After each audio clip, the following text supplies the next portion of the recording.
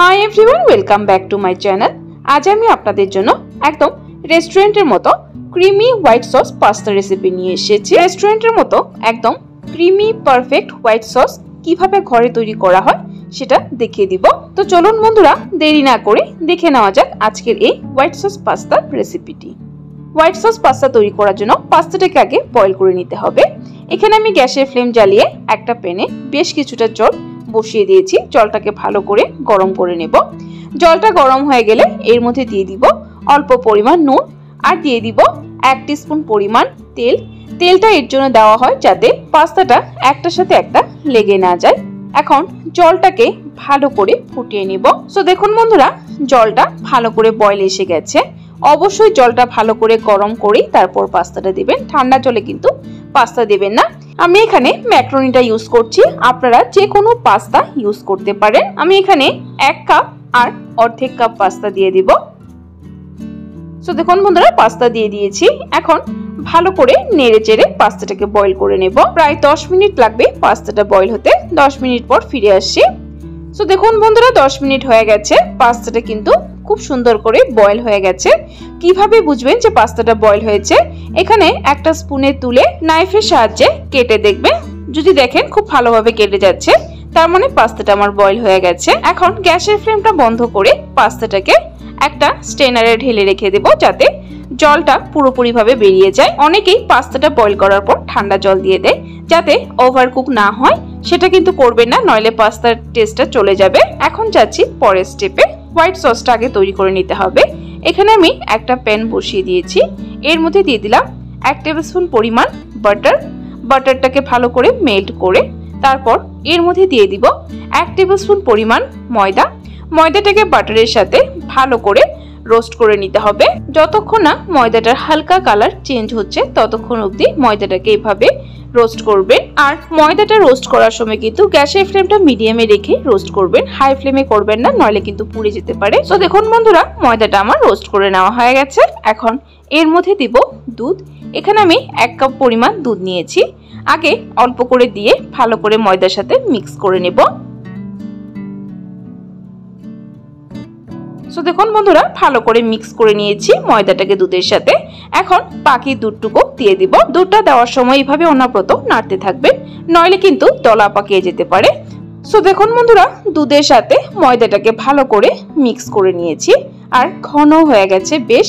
এখন এর মধ্যে দিয়ে দিব 1 টিস্পুন পরিমাণ ব্ল্যাক পেপার ক্রাশ করে, 1 টিস্পুন পরিমাণ চিলি ফ্লেক্স, তারপর দিয়ে দিব এর মধ্যে 1 টিস্পুন পরিমাণ অরিগ্যানো। এখন সবগুলো একসাথে ভালো করে আবার মিক্স করে নেব। এই সময় গ্যাসের ফ্লেমটা কিন্তু মিডিয়ামে রাখবেন, নইলে বেশি ঘন হয়ে যেতে পারে। তারপর নামানোর আগে লাস্ট দিয়ে দিলাম চিজ। হোয়াইট সসের চিজটা আগে ইউজ করলে সসটা খেতে ভালো হয়। সো দেখুন বন্ধুরা, চিজটাকে দেওয়ার পর ভালো করে মেল্ট হয়ে গেছে। এখন গ্যাসের ফ্লেমটা বন্ধ করে দেব। তৈরি হয়ে গেছে আমার হোয়াইট সস। তারপর যাচ্ছি পরের স্টেপে। এখানে আমি একটা কড়াইতে দিয়ে দিলাম 1 টেবিলস্পুন পরিমাণ বাটার।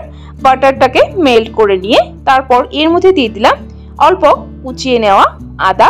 আদাগুলোকে এভাবে ছোট ছোট টুকরো করে কেটে নিয়েছি।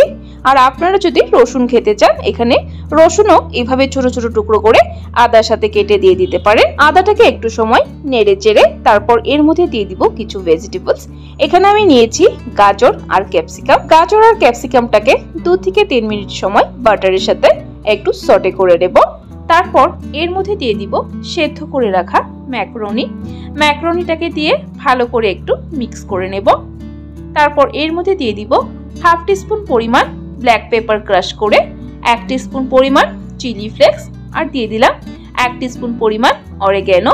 চিলি ফ্লেক্সটা আপনারা নিজেদের স্বাদ অনুযায়ী দেবেন, যতটা ঝাল পছন্দ করেন সেই হিসেবে দেবেন। ম্যাকারনিটাকে দিয়ে একটু সময় নেড়ে চেড়ে তারপর এর মধ্যে দিয়ে দিব তৈরি করে রাখা হোয়াইট সস। হোয়াইট সসটা যদি ঠান্ডা হওয়ার পর ঘন হয়ে যায় বেশি, তাহলে এর মধ্যে একটু দুধ দিয়ে পাতলা করে নেবে। হোয়াইট সসটাকে দিয়ে 1 মিনিট সময় নেড়ে চেড়ে তারপর এর মধ্যে দিয়ে দিব চিজ। এই হোয়াইট সস পাস্তাতে যতটা চিজ ইউজ করবেন ততটাই কিন্তু খেতে ভালো লাগবে। যে কোনো ব্র্যান্ডের চিজ ইউজ করতে পারেন। চিজটা দেওয়ার পর যতক্ষণ না চিজটা মেল্ট হয়ে যাচ্ছে ততক্ষণ অবধি রান্না করে তারপর এর মধ্যে দিয়ে দিব নুনটা অবশ্যই লাস্ট দিবেন। যেহেতু এখানে চিজ বাটার ইউজ করা হয়েছে, চিজ বাটারে কিন্তু যথেষ্ট পরিমাণ নুন থাকে, তবে নুনটা একটু টেস্ট করে তারপরেই দেবেন। সো দেখুন বন্ধুরা, তৈরি হয়ে গেছে আমার হোয়াইট সস পাস্তা। গ্যাসের ফ্লেমটা বন্ধ করে দেব, তারপর এই গরম গরম পাস্তা সার্ভ করে নেব। সো বন্ধুরা, আমার আজকের এই ক্রিমি হোয়াইট সস পাস্তার রেসিপিটি আপনাদের কাছে কেমন লেগেছে ট্রাই করে কমেন্ট বক্সে অবশ্যই জানাবেন। যদি ট্রাই করার পর রেসিপিটি ভালো লেগে থাকে তাহলে কিন্তু একটা লাইক দিতে ভুলবেন না। আরও এরকম রেসিপির আপডেট পাওয়ার জন্য আমার চ্যানেলটাকে সাবস্ক্রাইব করে দেবেন।